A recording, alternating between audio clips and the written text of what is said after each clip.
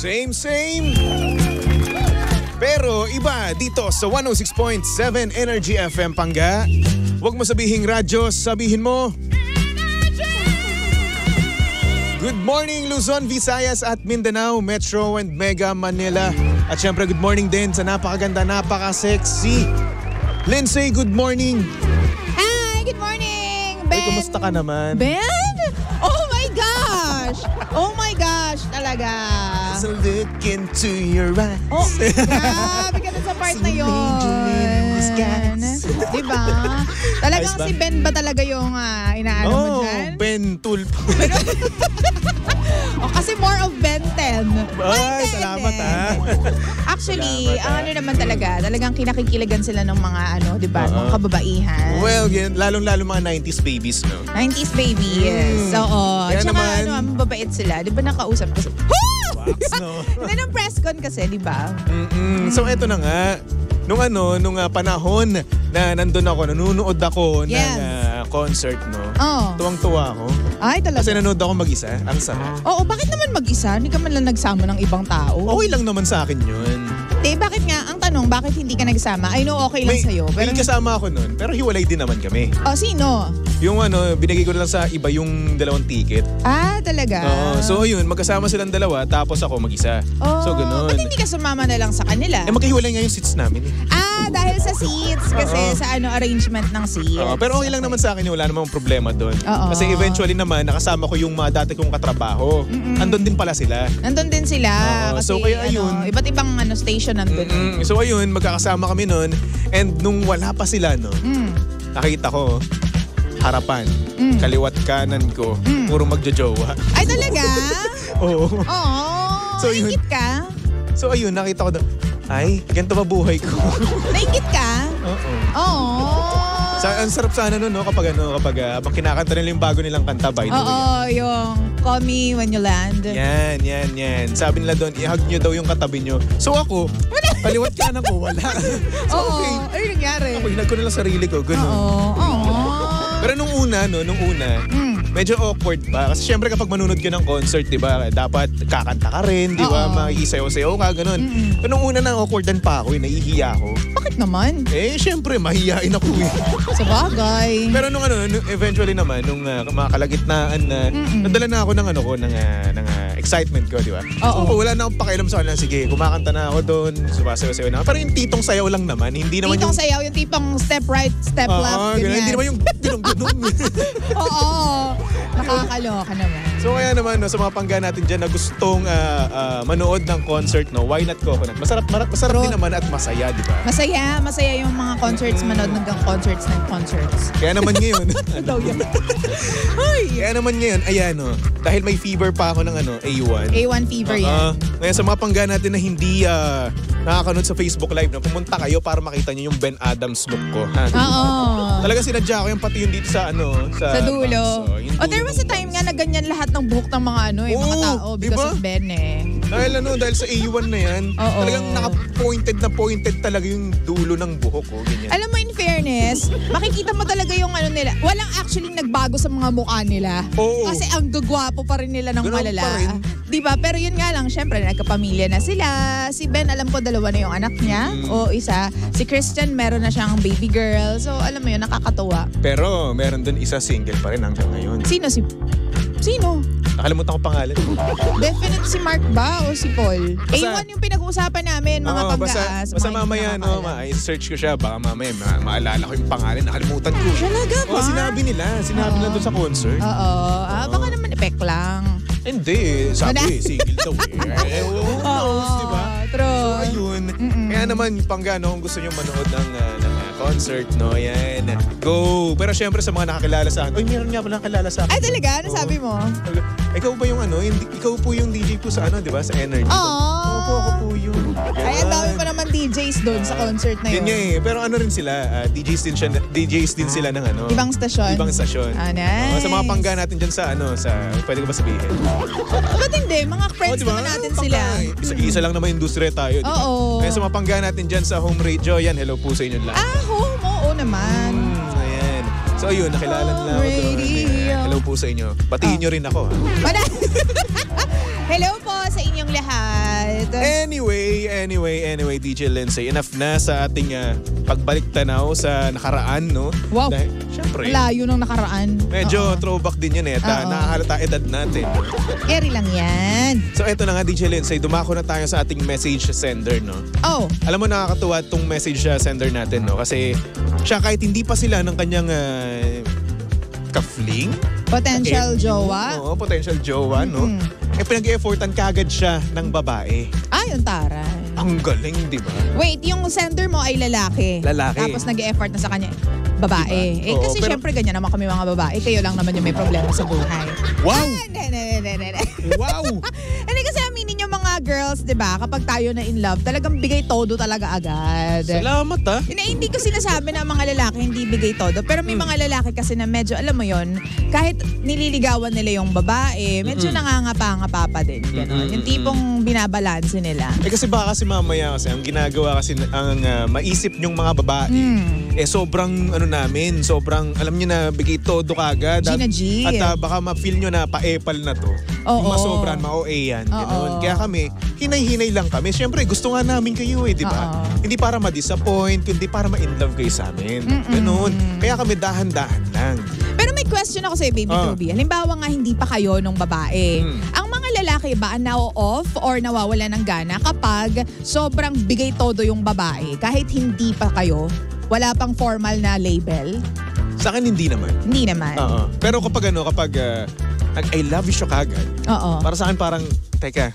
Off yun para sa mga lalaki? Sa akin Sa'yo lang. Pag nag-I love you siya kagad at hindi pa ganun yung nararamdaman ko sa kanya.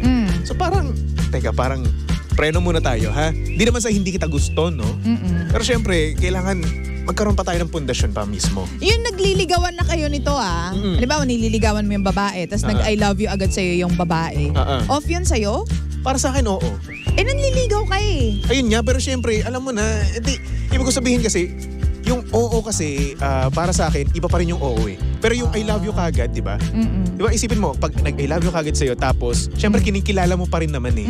Gusto mo siya, oo. Pero, gusto mo pa ma-develop pa mismo yung feelings mo sa kanya. Mag-grow pa muna. Oo. Syempre, kung bibiglain mo kagad na na I love you kagad, di ba? Parang, teka, nakilala ko ba siya kagad? Parang para masabi na gusto na love ko rin siya. So mababawasan yung pag-like mo sa kanya just because nag-I love you siya? Siguro ganoon. Sa akin. May ganun pala talaga. Siyempre, ako kasi, siguro karaniwan din kasi sa mga lalaki, no? Parang gusto namin kasi yung challenge eh. Kasi you guys are naturally chasers eh. So kapag nag-I love you na sa inyo or bumigay na yung babae, wala na kayong hahabulin, wala na kayong i-chase. Diba? So tapos na yung laban. Diba? Kaya nga naman kami siguro kapag ka ganun, diba? Talagang binatuhan kaagad kami ng I love you, no? So parang, wait. Okay. Preno. Sige. Pero syempre, good thing din naman yun, di ba? Ibig sabihin, na-fall na siya sa akin, di ba? So para sa akin, hindi naman, porket hindi binalik nung guy na nanliligaw sa'yo na yung I love you, hindi naman ibig sabihin nun, hindi na niya na-appreciate yun eh. Hindi naman ibig sabihin nun na hindi ka na niya gusto eh, di ba? Siguro gusto ka niya. Oo, but hindi pa to the point na masabi niya yung I love you. I love you. Kasi syempre, sa amin din naman, sagrado din naman yung I love you eh. Oo. Pero again, kay Baby Toby lang yan ha. Oo, ito lang naman sa akin. Mga lalaking iba din naman. Iba-iba rin naman yung mga lalaki, no? Kasi minsan din naman kasi ang nangyayari kapag yung lalaki ay nasabihan na ng I love you at syempre ganoon na rin naman yung feelings niya, di ba? Eh di, okay lang yun. Oo. Ganoon naman kasi yun talaga eh, di ba? Pag nangliligaw ka, siguro yun na yung ibig sabihin niya ng oo, di ba? Yes. Pero ayun, in another way, sa akin lang kasi, dapat oo yung sabihin mo. Hindi mo na yung saka na siguro yung I love you na yun. Diba? Well, siguro, tipong dapat ma-appreciate din ng mga lalaki, di ba, na sinasabihan ng I love you. Yung part na nag-I love you sa inyo yung babae. Kasi syempre, alam mo yun, for one, it takes a lot of courage para manggaling sa babae yung I love you, di ba? Ayun lang. Yun nga, syempre kami naman mga lalaki, na-appreciate naman namin yung ganung bagay. True. Minsan din naman kasi na-misinterpret lang. Na porket hindi nasabi yung I love you din, pabalik.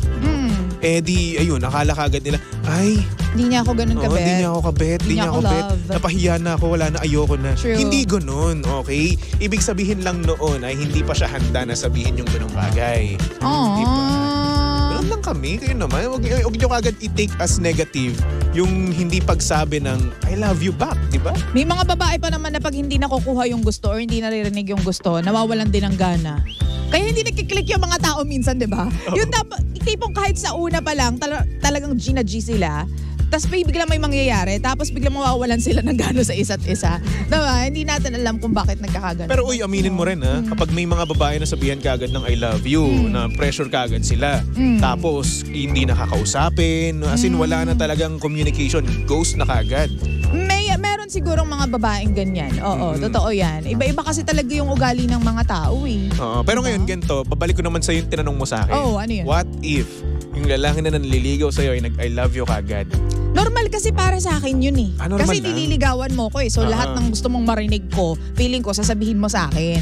Ang ganda-ganda mo, I like you so much, I love you so much, ibibigay ko ang buwan, ang mga bituin para lang, alam mo yun, normal para sa aming mga babae yung makarinig agad ng ganon. Siguro sa amin kasi, yun. Siguro kaya ako ganito, no? Unusual sa akin eh. Kumbaga, sobrang rare na may ganong babae no? Na magsasabi ka agad ng I love you sa'yo. Kaya naman sa akin siguro ang initial na reaction ko, teka, siguro ganun, kaya ganun yung ano ko. Kaya ganun yung magiging reaction ko. Unusual para sa'yo. So unusual, hindi, usual pala ako. Oo, nakakaloka. So yun. Yung kasi parang ang rare kasi nun eh, di ba? Yung tipong babae kagad yung mag-I love you sa'yo. Hindi naman, kasi sa panahon ngayon, lalo na sa Manila, mga babae talagang malalakas ang loob eh. Ewan ko from where I came from. Ako kasi tulad ko, pag mahal ko siya or mahal ko na agad siya, wala akong pake kahit di mo ako mahal. Basta sasabihin ko mahal kita. Di ba? Kanya-kanyang trip to. Ganyan. This is a free country. I can say whatever I want. Ganyan. Siguro, what if hindi binalik sa'yo, okay lang? Okay lang yun. Oy, buti naman. Diba? Kasi syempre sasabihin mo naman yung I love you just because ako sa part ko. Kasi gusto ko sabihin na I love you kasi baka bukas wala nang mangyari bukas, magunaw na yung mundo. At least nasabi ko sa iyo na mahal kita. At saka syempre, di ba, kung yun naman talaga yung nararamdaman mo, why not, di ba? So yun na nga, no? So siguro sa ngayon, no, sa face kong to, di ba, rare pa sa akin yung ganung bagay. Yung babae na I love you, kaya hindi ako sanay ng ganun, di ba? Pero siguro ganun yung nagiging reaction ko. Totoo. So ngayon naman, kung sa mga pangga natin dyan na lalaki, no, na nag-e-effort kagad sa inyo yung babae, no, congratulations. Ibig sabihin yan, nakakita na kayo ng tamang babae, yung tipong susuportahan kayo kahit saan. Yun yung masarap dun eh. Diba? Kahit hindi pa kayo sinusuportahan ka na, pinaparamdam sa'yo yung deserving mong pagmamahal, diba? Na ibibigay yung needs and wants mo, diba? Yung talagang nagsasabi sa'yo ng sleep well, good night, kain ka maigi, ha? Mga ganun bagay, diba? Minsan kasi kapag single ka, diba? Hinahanap mo yung mga ganung bagay eh. No? True. At minsan naman, kapag meron ka na nililigawan, ang cold sa'yo. Ngayon, itong message sender natin na si John congratulations sa'yo. Diba? Ngayon, nililigawan mo, parang kayo na rin naman, diba? Kahit papaano. Well, papunta na rin naman kayo dyan, no? Pero ayun na nga, congratulations dahil nililigawan mo pa lang siya, ramdam mo na kagad yung pagmamahal niya sa'yo. True. So, huwag mo nang pakawalan yan, ha? Kung papakawalan mo, akin na lang. Ay, nako. So anyway, DJ Lenseng, ngayong araw na ito ay meron tayong papatunog at ipapahula sa kanilang lahat. Yan naman. Lola Kerps, pasok! Ito ang Energy FM Super October!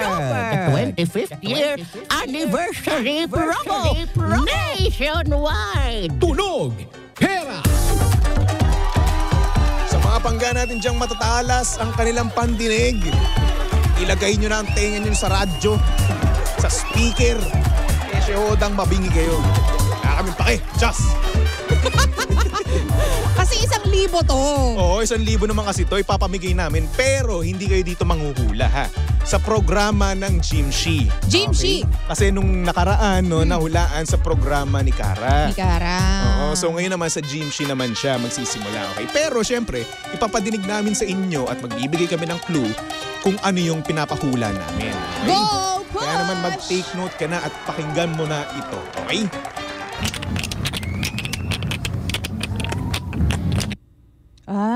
It can be anything solid. Parang ang hirap pa. Oo. Sige, isa pa.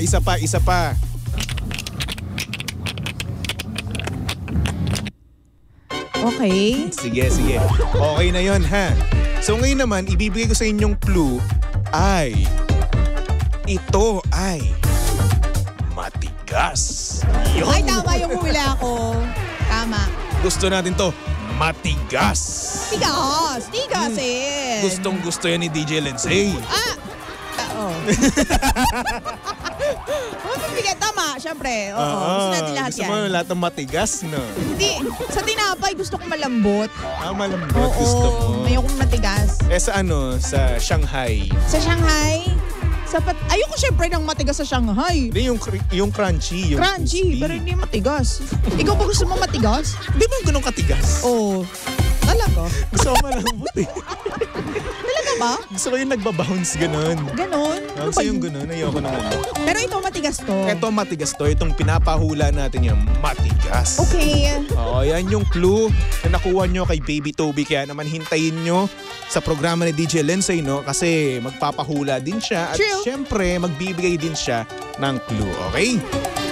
Kaya naman, susunod na ang napakaganda, napaka-sexy DJ Lindsay para sa programang Lihim ng Liham. And of course, nakakasama mo't nakalandian ang hot baby boy ng radyo. Walang iba kundi si Baby Toby. Okay?